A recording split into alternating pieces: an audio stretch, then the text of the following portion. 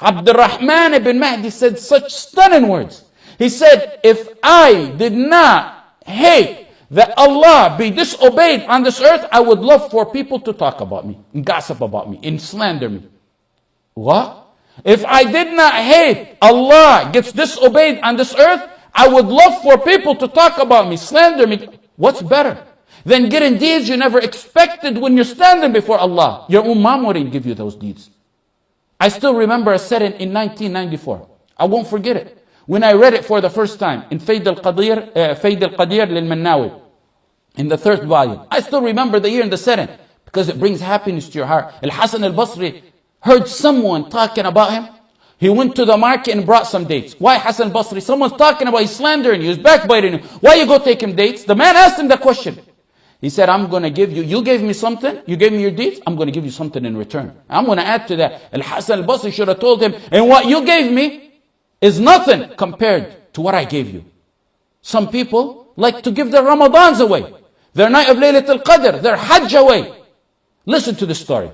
This dream. A brother and a sister, blood brother and a sister went to Hajj. The brother left his wife behind. She wanted to stay behind. She has a lot of kids, so she stayed behind at home. During the Hajj, the brother and sister were walking, possibly in Mina or someplace, and the brother said, let me just quickly buy this item for my wife, a gift or something he's seen. The sister was in a rush. She said one word, I don't know what it was, about his wife.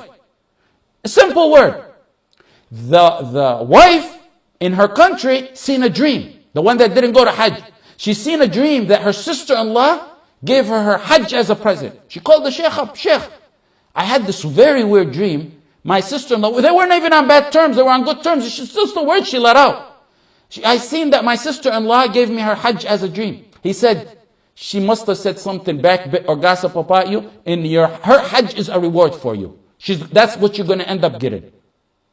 When her sister-in-law returned, she told her the dream. They were very good terms. And the sister-in-law admitted it and apologized and asked her for forgiveness. One word. She was going to, and they were on good terms. She was going to give the entire Hajj to her for that.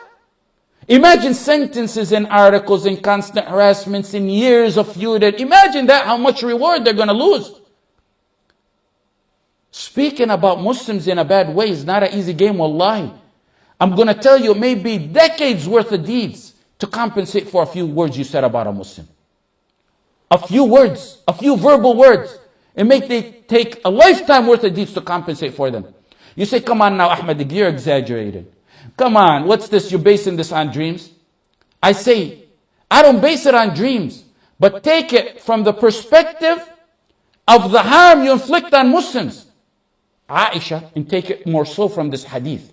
Aisha one time said about Safiya, radiyallahu anha wa an Aisha wa an ummahat al-mu'minin. She said, when the Prophet was about to marry, she said, she's short. In another narration, she didn't say she's short. She just gestured she's short. Simple hand movement, one word, short. That's all it was, one word. What did the Prophet tell her? The Prophet told her if you were to put that in an ocean, it would change the ocean. Do you ever reflect on these hadith when you read them? In Sunan Abi Dawud, لَقَدْ قُلْتِ كَلِمَةً لَوْ مُزِجَتْ بِمَاءِ الْبَحْرِ لَمَزِجَتْ. Put that gesture you did, Aisha radiallahu anha, of short, or your hand gesture, or the word, in the Pacific Ocean, it will change the color of the Pacific Ocean. What it means, it may cost you the Pacific Ocean worth of deeds to compensate for that one word. After hearing this, won't you reconsider everything you talk? Contemplate it and think about it before you say it? And you on the receiving end, my brother and my sister, rejoice to the mountains and oceans of deeds that you're going to get that your mom and your dad and your child wouldn't even give you. You get it from the person who gossiped about you and backbit you.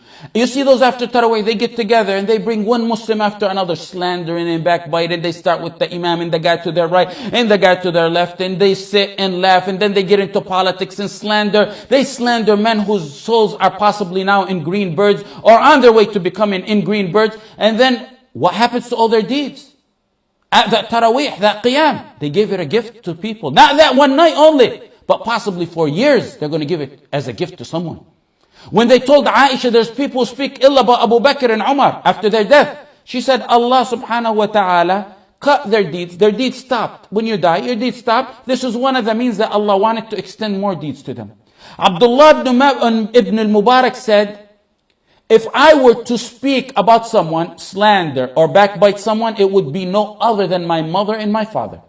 Because I don't know anyone more worthy of reward than my mother and father. In slander, in ghiba, in those matters, you're either spoken about, or you're the speaker, or you're listening. If you're spoken about, we said, enjoy the reward. Don't be sad no more. From now on, from today, when someone speaks about you, don't feel sad. Remember the free Hajj you're getting. Remember the free Ramadan you're getting. Remember the oceans and mountains of deeds that are going to come at you. Remember those deeds that are going to swipe you off your feet to Firdaus. You didn't even have to work for them. Now, there's who speak. We already mentioned the hadith warning that. Now, there's one who's listening. That's what I want to get to. Those who listening, you got to withdraw as soon as possible. Or you got to advise that person to be quiet. Be quiet so you can continue sitting with them. Or advise that person and leave if he doesn't. Stop. You, the listener, you're part of it. And you'll be a partner to him. Because Allah said in similar matters, إِنَّكُمْ إِذًا مِثْلُهُمْ. In matters like this, you're like them. You listen to them. You're a partner to them. And be above and beyond all that. And defend the honor of your brother or your sister. You guard a Muslim's honor, Allah will guard your face on the judgment day. Yes. من رد عن عرض أخيه رد الله عن وجه النار يوم القيامة. سنن الترمذي. من رد عن عرض أخيه رد الله عن وجه النار يوم القيامة. You're sitting in a sitting. They begin to gossip and backbite. You defend your brother's honor, Allah will defend your face from Jahannam. Abu Ayyub, be like Abu Ayyub, the killer of rumors. A man Allah revealed Quran in. And Allah revealed in him and his wife Quran for the stance they took. The stance they took to kill a rumor that inflicted the ummah. Aisha gets accused in her honor. Radiallahu anha, our mother. The definition of honor. Aisha, Muhammad ibn Ishaq said that when people began to speak on the honor of Aisha, word got to Abu Ayyub. His name is Khalid ibn Zayd al-Ansari. Radiallahu anhu, him and his wife. Look at the discussion they had. He told his wife, Ayyub, come here. Now if you were alone with that man in the desert, like Aisha was, would you do anything? She said, no way. He said, Aisha's better than you. She wouldn't have done anything. End of discussion, they killed the rumor. She didn't say, oh, but Aisha's younger and Aisha's more better looking. And it's, but I don't believe, but it's a possibility. No, it's done. Aisha would have never done it. Allah revealed in the honor of Abu Ayyub and his wife, لولا إذ سمعتموه ظن المؤمنون والمؤمنات بأنفسهم خيرا وقالوا هذا إفك مبين. When you heard it, when you heard the slander, believer men and women think good. Number one, think good. ظن المؤمنون والمؤمنات بأنفسهم خيرا. And then they say, this is the obvious lie. Whenever you hear something about your Muslim brother or sister, rumors, slanders, with nothing to back them up, tell them you're a liar. This is an obvious lie. Be quiet. You can do it in a good way. Just be quiet. Let them be quiet. Stop the rumor. Kill it. Don't pass it on. The verse says two things. Dhanna. Think good. Internally. Internally, you think good, number one. You don't say, I believe it, but I'm not going to say nothing. Internally, you think good. Number two, هذا إفك مبين. Take the step further and say, this is a sheer lie. You're a liar. Just because something was said, it doesn't give you the right to pass it on. Be the one who kills the rumor. So, if you're a listener, stop those who backbite and slander and harm Muslims. Because the one who gossips and backbites, do you ever see anyone gossip and slander to himself? If me and you and him and all the other brothers and the sisters, don't listen. He's not going to sit in his room and gossip and backbite. And rest assured, those who bring you the news of what was said about others or what's going on about others, it's only the one who spoke in ghiba and slander, the one who brought you the news in namima, and he's a qattat. لا يدخل الجنة قتات. The one who conveys the news of what's going on. That's an ammam and a qattat. Don't think those who do that namima confide in you. You might enjoy it it's only a matter of time. You're enjoying it. He's talking about others.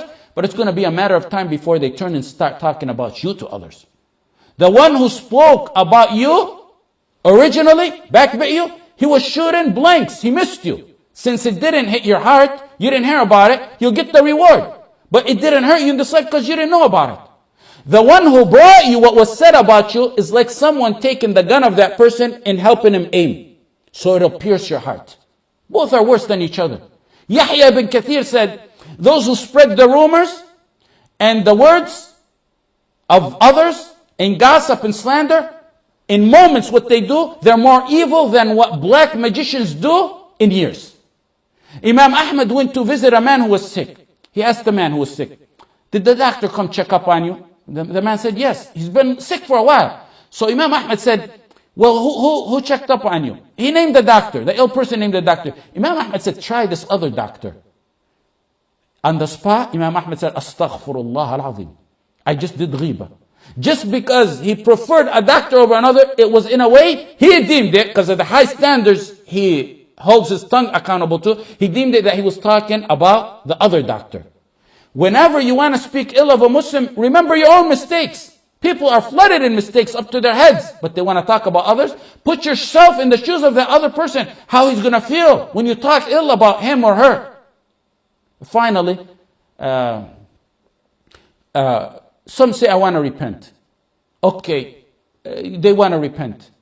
I don't want that person to take my deed. Number one, you apologize to them. If you know they're open-hearted and they'll accept it, it won't cause more harm, go to them and apologize to them. If you think it'll make matters worse, don't do it.